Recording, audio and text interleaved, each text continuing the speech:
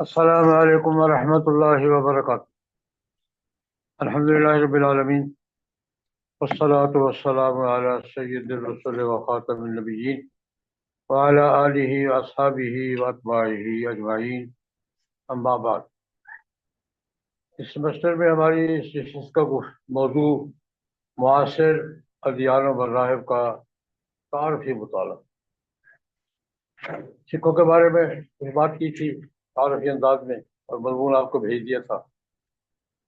پھر یہودیوں کے ساتھ ہمارے تعلقات کی جو نوعیت رہی ہے اس پر مختصر بات کی تھی، اور مضمون بھی آپ کو بھیج دیا تھا۔ ہمارا زیادہ تر دو قوموں کے ساتھ تنازع رہا ہے، عمومی طور پہ عیسائیت کے ساتھ اور برصغیر میں ہندوؤں کے ساتھ۔ یہ ہماری لمبی لڑائیاں ہوئی ہیں۔ تو عیسائیت پر ایک دو نشستوں میں بات کروں گا انشاءاللہ العزیز۔ آج گفتگو کا پہلو یہ ہوگا کہ جناب نبی کریم صلی اللہ علیہ وسلم کے دور میں اور حضرات صحابہ کرام رضوان اللہ علیہ مجمعین کے دور میں عیسائیوں کے ساتھ ہمارے تعلقات کی نوعیت کیا ہے۔ عیسائی کہتے کس کو ہیں؟ بنی اسرائیل میں موسیٰ علیہ السلام، حضرت داؤد علیہ السلام اور سلیمان علیہ السلام، اور یہ سارا خاندان تقریباً 1000-1500 سال اکٹھے رہے۔ ان میں تفریق ہوئی ہے جب حضرت عیسیٰ علیہ السلام کو اللہ پاک نے پیدا فرمایا خرق عادت موجزانہ طور پر، اور عیسیٰ علیہ السلام نے بیت المقدس میں یروشلم میں اپنی وحی نبوت کی بات کی تو بنی اسرائیل نے انکار کر۔ عیسیٰ علیہ السلام کی نبوت سے انکار یہ بنیاد بنی عیسائیت اور یہودیت کے فرق، ورنہ پہلے تقریباً وہ یہودی مذہب بھی تھا سارا۔ یہ موسیٰ علیہ السلام سے شروع ہوا تھا، اور حضرت عیسیٰ علیہ السلام، حضرت زکریا علیہ السلام تک، حضرت یحییٰ علیہ السلام عیسیٰ علیہ السلام کے خالزاد بھائی ہیں، تو وہاں تک کہ وہ یہودیت ہی کہلاتا ہے۔ حضرت عیسیٰ علیہ السلام نے جب نبوت کا اعلان فرمایا اور انہوں نے انکار کر دیا تو یہاں سے پھر یہ عیسائیت الگ مذہب ہوگی۔ ایک دور ان کا وہ ہے جو یہودیوں کے ساتھ مقابلے کا تھا۔ عیسائیوں نے یہودیوں کو اس وقت یروشلم ان سے چھینا ہے جب ترتس روم کا بادشاہ مسلمان ہوا، اور عیسیٰ علیہ السلام کے ولادت سے یا رفع سے کوئی 90 سال بعد انہوں نے پھر یروشلم پہ قبضہ کیا، یہ بیت المقدس پر بڑی تباہی پھیری ہے۔ اس سے پہلے مختصر کر چکا تھا، اس کے بعد ترتس رومی نے قبضہ کیا، یہودیوں سے چھینا۔ تو ایک دائرہ تو وہ ہے کہ بیت المقدس پر کنٹرول جناب نبی کریم صلی اللہ علیہ وسلم کے زمانے میں عیسائیوں کا تھا۔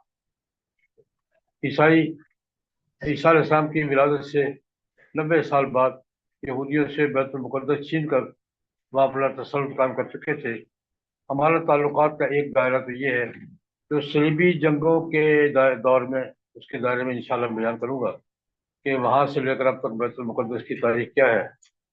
لیکن آج میں جناب نبی کریم صلی اللہ علیہ وسلم کی بعثت کے بعد ہمارا پہلا واسطہ عیسائیوں سے کب ہوا ہے؟ پہلی وحی نازل ہوئی ہے بخاری شریف کی روایت کے مطابق۔ جناب نبی کریم صلی اللہ علیہ وسلم نے ام المومنین حضرت خدیجۃ الکبریٰ رضی اللہ تعالیٰ عنہ کو اپنی وحی سنائی، غار حرا کا واقعہ سنایا، یہ میرے ساتھ ہوا ہے۔ حضور گھبرائے ہوئے تھے، حضرت اماں جان نے تسلی دی، بلکہ یہاں ایک لطیفہ سمجھ رہے ہیں۔ میں جناب نبی کریم صلی اللہ علیہ وسلم کے معجزات میں سب سے پہلا معجزہ اس کو شمار کرتا ہوں کہ حضور غار حرا کے اچانک انہونے واقعے سے گھبرائے ہوئے گھر تشریف لے گئے، چادر اوڑھی، کمبل اوڑھا، لیٹ گئے، ضم لونی، اور اماں جان اس کو حضور کو تسلی دے رہی ہیں، اور کس الفاظ سے؟ کلّا واللہ ला युखज़िक अल्लाहु अबदा इन्नका लतसिलुर रहिम तहमिलुल कल्ला तुक्सिबुल माज़ूम तक़रिज़ ज़ैफ़ तुईनु अला नवाइबिल हक़। बीवी खामन की तारीफें कर रही है।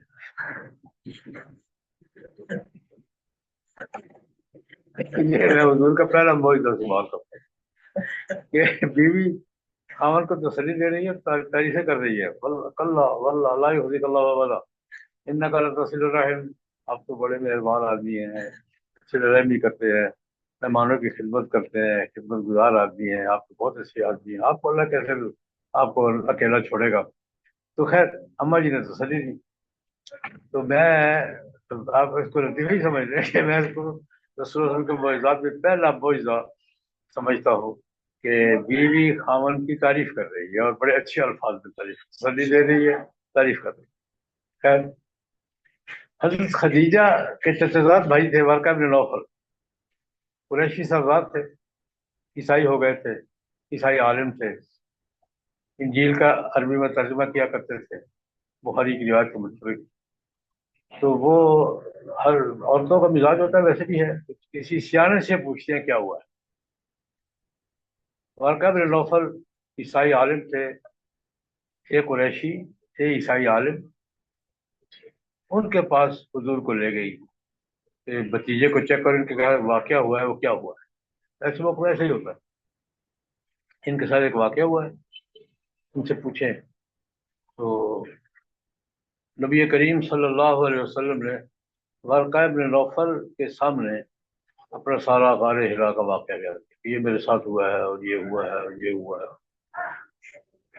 तो वारका बिन नौफल ने बहैसियत ईसाई आलम के नबी करीम सल्लल्लाहु अलैहि वसल्लम की तस्दीक फरमाई और फरमाई हाज़ा नामुसल्लज़ी उनज़िला अला मूसा, आप पे वही आई है, कि वही है जो मूसा अलैहिस्सलाम पे। हमारा पहला वास्ता ईसाइयत के साथ ये है, नबूवत मिलने के बाद हमारा पहला वास्ता ईसाइयत के साथ क्या है, वारका बिन नौफल के साथ। उन्होंने तायद की और बड़े हसरत का इजहार किया कि ए काश कि मैं उस दिन जिंदा हूँ जिस दिन ये आपको निकालेंगे यहाँ से, और मैं आपका नसरन मुअज़्ज़रा, बड़ी तकड़ी मदद करूंगा आपकी। आपको ये सारे वाकयात, वारका बिन नौफल की ये मुलाकात ईसाइयत के साथ, हमारा पहला वास्ता ये हुआ है कि हुजूर पर वही नाज़िल होने को 2-4 घंटे के बाद, एक दिन के बाद वारका बिन नौफल ने, ईसाई आलिम ने हुजूर की तस्दीक फरमाई है, इसको वही करार दिया है और नबी करीम सल्लल्लाहु अलैहि वसल्लम के साथ शराकत के ख्वाहिश का इजहार किया कि काश मैं भी आपके साथ हूँ। इस लिहाज से दावत के बाद तो सबसे पहले ईमान लाए हैं हज़रत सिद्दीक़ अकबर, और वारका बिन नौफल दावत से पहले ईमान लाए हैं। अगर मुतलकन तारीख में पहला ईमान लाने वाला शख्स शुमार करेंगे तो किसको शुमार करेंगे? हाँ, दावत के बाद सिद्दीक़ अकबर पहले ईमान लाए हैं। ये पहला हमारा वास्ता है ईसाइयत। दूसरा वास्ता, जब नबी करीम सल्लल्लाहु अलैहि वसल्लम ने मक्का मुकर्रमा में कुरान पाक सुनाया है, तौहीद की दावत दी है, शिरक की मजम्मत की है, बुत परस्ती की मुखालफत की है, और फिर दुश्मनी शुरू हो गई है।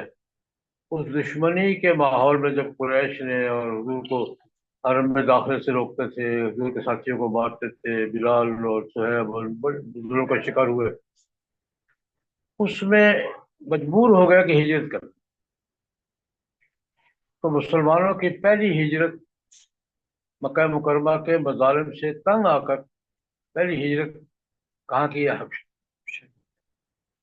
हबशा का बादशाह ईसाई था असहमा, बाद में सहाबी बना रजी अल्लाह अन्हु, असहमा नजाशी रजी अल्लाह तआला अन्हु। हिजरत करके वो महफूज, देखे आदमी हिजरत करता है ना, देखता है कौन सी जगह ज्यादा महफूज है। नबी करीम सल्लल्लाहु अलैहि वसल्लम ने अपने साथियों को हिजरत की इजाजत दी, और उस पूरे खित्ते में सबसे महफूज जगह कौन सी नजर आई? हबशा। तो ठीक है, जाओ। एक एक करके वहां पहुंचते गए। जब अच्छी खासी जमात हो गई तो कुरैश ने पीछा किया। कुरैश ने تعاقب کیا، اور شاہ حبشہ اسامہ رضی اللہ عنہ کے پاس قریش نے وفد بھیجا۔ اب وفد کی قیادت کر رہے ہیں عمرو بن العاص رضی اللہ تعالیٰ عنہ۔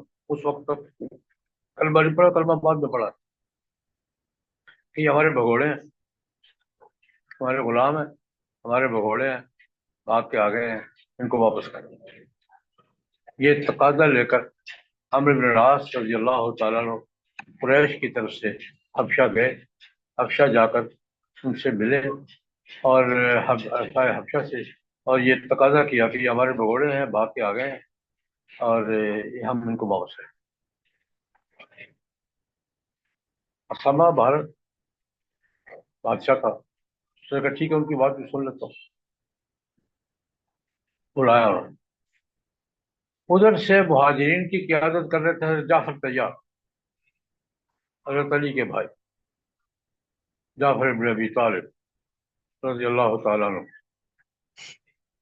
ہاں، ان کا جو کوئی غلام شلام نہیں، ہم ان کے کوئی چچا کو بھتیجا ہے، بھائی ہیں، اب ہم نے اللہ کا پیغمبر آیا، اللہ کے پیغمبر نے ہمیں دین کی دعوت دی ہے، یہ مخالفت کر رہے ہیں، اس پر انہوں نے ہم پہ ظلم ڈالنا شروع کیا، ہم ہجرت کر کے آ گئے ہیں، کوئی نہ ہم ان کے غلام ہیں نہ کوئی، جیسے یہ ہیں ویسے ہم ہیں، ہم اپنی مرضی سے آئے ہیں۔ کوئی یہ حضرت جعفر طیار رضی اللہ تعالیٰ عنہ اور عمرو بن العاص رضی اللہ تعالیٰ عنہ، ان کا مکالمہ ہوا شاہ حبشہ کے دربار میں۔ جعفر فرماتے ہیں کہ جب ہمیں بلایا گیا تو ہم نے کہا یہ تو اب بھارت قریش کا ایک مقام ہے عرب دنیا میں، تو ہماری کون سنے گا؟ تو میں نے پہلے طے کیا کہ گول مول بات کرتے ہیں، تو میں نے کر لیں، سیدھی بات کرتے دیکھی جائے گی، تو اللہ پاک نے سیدھی بات کہلوائی۔ افشا نے کہا ٹھیک ہے جی، تو اگر اپنی مرضی سے ہے تو آپ کے غلام نہیں ہے۔ تو عمرو بن العاص رضی اللہ عنہ بڑے ہوشیار بزرگ تھے، فیصلہ بدلا۔ انہوں نے کہا کہ یہ عیسیٰ علیہ السلام کے بارے میں اور مریم علیہ السلام کے بارے میں ان کا عقیدہ ٹھیک نہیں ہے، یہ نفسیاتی بات تھا۔ عیسیٰ علیہ السلام کے بارے میں اور مریم علیہ السلام کے بارے میں نہ ان کو بیٹا کہتے ہیں خدا کا، نہ ان کو خدائی میں شریک کہتے ہیں، یہ پتہ نہیں کیا کہتے ہیں اس کے بارے میں۔ یہاں جعفر کہتے ہیں تو پہلے میرا جیتا گول گول بات تو کر رہے، جو حق ہے بیان کریں اللہ پاک۔ انہوں نے پھر سورہ مریم، اذکر فی الکتاب مریم اذ انتبذت من اہلہا مکانا شرقیا، کہ ہمارا حضرت مریم علیہ السلام کے بارے میں، عیسیٰ علیہ السلام کے بارے میں یہ عقیدہ ہے، اور پوری تفصیل کے ساتھ ہم ان کو خدا بھی نہیں مانتے، خدا کا شریک بھی نہیں مانتے، خدا کا بیٹا بھی نہیں مانتے، اللہ کے بندے ہیں، رسول ہے، وہی ہے، ان پر آئی ہے، اللہ کے پیغمبر ہے۔ جب یہ پڑھا تو روایت میں یہ ہے کہ اسحمہ سنتا رہا، آنکھوں میں آنسو۔ جب مجلس ختم ہوئی اور مکمل ہوئی بات، تو انہوں نے کہا بھائی جو کچھ اس نے کہا ہے نا، عیسیٰ علیہ السلام ہوئی ہے، اس لیے قریش کے وہاں سے کہا واپس، میں آپ کو کوئی چیز واپس نہیں کروں، کہ میری پناہ میں ہے۔ یہ پولیٹیکل اسائلم، سیاسی پناہ، چاہے حبشہ نے مذاکرات کے بعد یہ میری پناہ میں رہیں گے، میرے پاس رہیں گے، میری حفاظت کریں۔ یہ ہمارا دوسرا واسطہ عیسائیت کے ساتھ پیش ہے، ہمارا عیسائیت کے ساتھ یہ دوسرا واسطہ۔ تیسرا واسطہ، جب حدیبیہ کے بعد نبی کریم صلی اللہ علیہ وسلم نے بادشاہوں کو خطوط لکھے، ارد گرد فارس کے بادشاہ کو، مصر کے بادشاہ کو، روم کے بادشاہ کو، تو نبی کریم صلی اللہ علیہ وسلم کے خطوط اس خط مبارک کا دہیہ کلبی رضی اللہ عنہ کو لے کر گئے تھے، جناب پروٹوکول کیسے روم نے دیا کہ پوری بخاری لمبی 3 صفحے کی روایت ہے کہ کیسے روم، کیونکہ وہ پہلے انتظار میں تھے، وہ کہتے میں انتظار میں تھا کہ آخری نبی آنا ہے، تو اس نے پورا دستگاہ اپنے دربار میں تھا، حولہ علماء الروم، روم کے چودھری بڑے پارلیمنٹ کا مشترکہ اجلاس، اس نے نبی کریم صلی اللہ علیہ وسلم کا خط سننے کے لیے پارلیمنٹ کا مشترکہ اجلاس کر، اور پورے احترام اور پروٹوکول کے ساتھ حضور کا خط وہاں پڑھا گیا۔ کیسر روم نے نبی کریم صلی اللہ علیہ وسلم کے بارے میں حضرت ابو سفیان، جو حضور کو خود بزرگوار بھی تھے، چچا بھی لگتے تھے، لیکن مخالف کیمپ کے قائد بھی تھے، تو ان سے جو سوال جواب کیے، بڑی بڑی گندی بات ہے۔ میں اس کو جب عوامی گفتگو میں کہ حضور کی ذات گرامی پر بین الاقوامی کانفرنس ہوئی، انٹرنیشنل کانفرنس ہوئی، اور کانفرنس کا ہوئی کیسر روم کے دربار میں ہوئی، اور اس میں حضور کے بارے میں کیسر روم کے تاثرات یہ تھے، تو خلاصہ کر رہا ہوں۔ حضرت ابو سفیان سے پوچھا کیسا آدمی کیسا ہے، اخلاق کیسے ہیں، عادات کیسی ہیں، ساتھی کیسے ہیں، گفتگو کیسی ہے، ان کے بعد الحق کن کیسر کے جو الفاظ ہیں، جو تم میں پوچھا ہے تم نے بتایا ہے، اگر یہ حق ہے، انہ لنبی، نبی، جو میں نے سوالات کیے ہیں جو تم نے جواب دیا ہے، اگر یہ درست ہے، انہ لنبی، وہ نبی ہے، میں انتظار میں تھا، اور اگر مجھے موقع ملے لتجشمت لقاءہ، میں تکلف کر کے اس کی ملاقات کے لیے جاؤں، اور میں اگر ان کے پاؤں اپنے ہاتھوں سے دھلواؤں۔ یہاں تک بات پہنچ گئی، مان نہیں رہا۔ وہ کانٹا بدلا کہاں، لم اظن انہ منکم، مجھے اندازہ نہیں تھا کہ چچا زاد بھائیوں میں آ جائے گا، شریک کب مار کے نبی بھی کہہ دیا، پاؤں دھونے کی بات بھی کی، میں ساتھ دوں یہ بھی کہا، میں ملاقات کی خواہش رکھتا ہوں یہ بھی کہا، سب کچھ کہا، لیکن مجھے ایک گمان نہیں تھا کہ وہ بالکل تو ممبئیوں میں آ جائے گا، عربوں میں آ جائے گا، یہاں سے کانٹا بدل گیا۔ لیکن یہ ہمارا تیسرا عیسائیوں کے ساتھ ہمارا جناب نبی کے اس کا تیسرا موقع ہے۔ مالکہ بن نوفل، شاہ حبشہ، اسامہ نجاشی، بس مسلمان ہوئے تھے، صحابی ہیں، اور پھر کیسے ہو ہمارا ایک واسطہ اور پیش آیا، اس کے بارے میں قرآن پاک نے بھی تفصیل سے ذکر۔ نجران کے عیسائی، جزیرۃ العرب میں عیسائیوں کی آبادی نجران میں تھی، یہودیوں کی خیبر میں تھی، عیسائیوں کی نجران میں تھی۔ پہلا واقعہ تو یہ پیش آیا، ترمذی کی روایت ہے، مغیرہ بن شعبہ رضی اللہ عنہ کو حضور نے نجران کے عیسائیوں کی طرف دعوت کا پیغام دے کر بھیجا، جا کر ان کو دین کی دعوت دو، قرآن پاک سنا۔ مغیرہ بن شعبہ کو وہ اور عیسائی علماء تھے، اہل علم تھے، اپنے دور کے اہل علم تھے، تورات انجیل زبور کے عالم تھے۔ انہوں نے مغیرہ بن شعبہ رضی اللہ عنہ پہ اعتراض کر دیا قرآن پاک کے بارے میں۔ حضرت مغیرہ بن شعبہ کہتے ہیں مجھے کوئی جواب نہیں۔ سوال بھی بڑا دلچسپ ہے، نجران کے عیسائی علماء نے اعتراض کیا، مغیرہ کیا قرآن سنا رہے ہو، تمہارا قانون تمہارا قرآن پاک تاریخ سے واقف نہیں ہے، یہ مریم کو یا اخت ہارون کہہ رہا ہے، یا اخت ہارون اما کان ابوک امرأ سوء اما کانت امک بغیہ، یہ کس کو کہا قرآن پاک نے؟ حضرت مریم کو، ہارون کی بہن، ہارون موسیٰ علیہ السلام کا بھائی ہے، یہ عیسیٰ علیہ السلام کی والدہ ہے، درمیان میں کم از کم 1500 سال ہے، بھائی بہن کے قرآن پاک نے بھائی بہن کیسے بنا دیے؟ اعتراض کیا نجران کے عیسائی علماء نے، کس پر؟ مغیرہ بن شعبہ پر رضی اللہ تعالیٰ عنہ۔ مغیرہ بن شعبہ نے جواب دیا کہ مجھے سنجھے ہی نہیں، جواب ہوتا ہے لیکن سنتا نہیں ہے، یہ نہیں کہ جواب تھا نہیں، فقط ایسا ہوتا ہے، موقع محال ایسا ہوتا ہے، جواب ہوتا ہے لیکن ذہن میں نہیں آتا۔ مغیرہ بن شعبہ واپس آ گئے، یا رسول اللہ کہاں بھیج دیا تھا؟ وہ تو اعتراض کرتے ہیں، مجھے کیا اعتراض کریے، تم نے کیا جواب دیا؟ سمجھ نہیں آئی مجھے کیا جواب دے سکتا خدا کے بندے. سادہ سی بات تھی.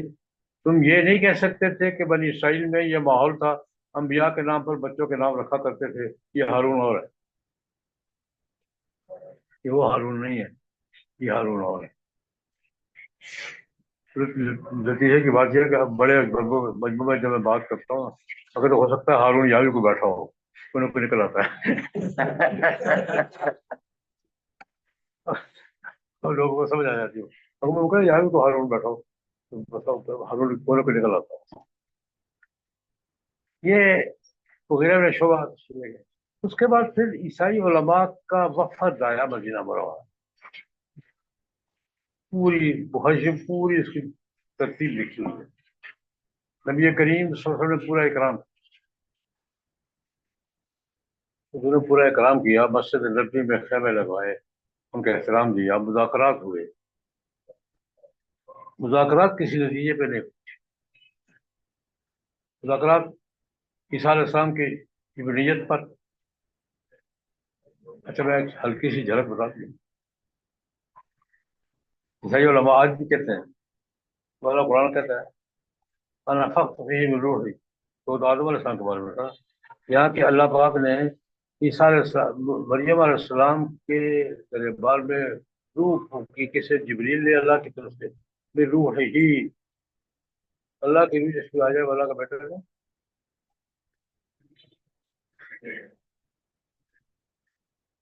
اس میں اللہ کا روح آ جائے وہ بیٹا نہیں. تو آج میں جواب دیا کرتا ہوں آدم علیہ السلام کو اللہ نے فرمایا نفخت فیہ من روحی. ہم سب اللہ کے پوتے ہیں. یہی اوپر ایک دفعہ مناظرہ ہوا تھا اس کے پادری سے گفتگو سے، تو سارا کچھ گپ شپ چلتی رہتی ہے. اس سے یہ آیت پڑی کہ جبریل علیہ السلام نے ہماری روح پھونکی. کس میں؟ مریم علیہ السلام کے دربار میں روح پھونکی.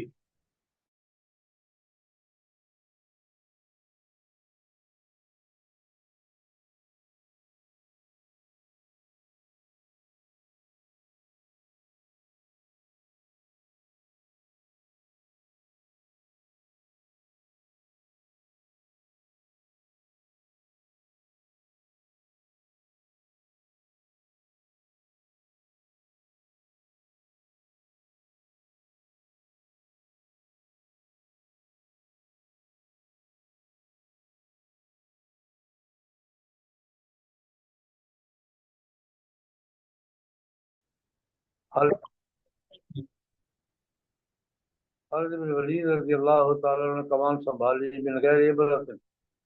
کوئی بشرہ کا موقع نہیں تھا. اس کو نظریہ ضرورت کہتے ہیں.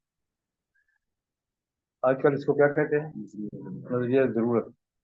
اور آج کل اس کو ماشاء اللہ کہتے ہیں. حضرت خالد بن ولید نے اعلان کیا کہ بھائی بشرے کا موقع نہیں ہے، انتخاب کا موقع نہیں ہے.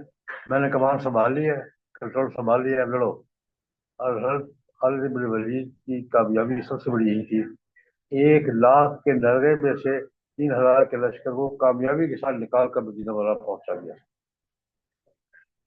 یہ ہماری اس کے بدلے میں پھر تبوک کا مارکا نہیں ہوا، لیکن یہ موتا کی جنگ اور تبوک کا مارکا یہ ہمارا حصہ ہوتا ہے. موتا کی جنگ میں کامیابی یہ ہوئی کہ ہم آرام سے لے کر آئے وہاں سے 3 کمانڈر شہید ہونے کے باوجود. اور یہ تبوک کی جنگ کیا تھی؟ کیسے روم کے بارے میں پتہ چلا کہ وہ شام میں لشکر اکٹھا کر رہا. نبی کریم صلی اللہ علیہ وسلم نے فرمایا نہیں، یہاں لڑائی نہیں ہوگی، لڑائی شام سرحد سے ہوگی. حضور لشکر لے کے نکلے. اس کو جیش عسرت کہتے ہیں. سورہ توبہ ساری بھری پڑی ہے لشکر کی کاروائیوں سے. وہاں گئے، 1 مہینہ وہاں رہے. کیسے روم مقابلے پر نہیں آیا. اس کو حضور نے تعبیر کیا نصرت تو بالرعب مسیرۃ شہر. 1 مہینے کی مسافت سے میری مدد کی گئی اور میں نے کیا کیا؟ وہاں گیا اور کیسے روم مقابلے پر نہیں آیا. میں نے جناب نبی کریم صلی اللہ علیہ وسلم کے زمانے میں عیسائیوں کے ساتھ ہمارے کیا معاملات پیش آئے، مذاکرات کے بھی، دعوت کے بھی، لڑائی کے بھی. کہ حضور کی زندگی میں ہمارے 5-6 واقعات ہیں جو عیسائیوں کے ساتھ پیش آئے. اس کے بعد کیا ہوا؟ ہماری مستقل جو 1000 سال کی لڑائیاں کیا تھی وہ اگلی ڈشز میں انشاءاللہ تفصیل سے.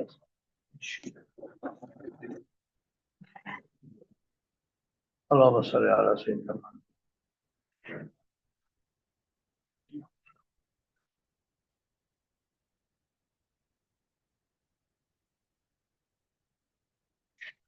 صلی اللہ. ٹھیک ہو گئے؟ بہت اچھا.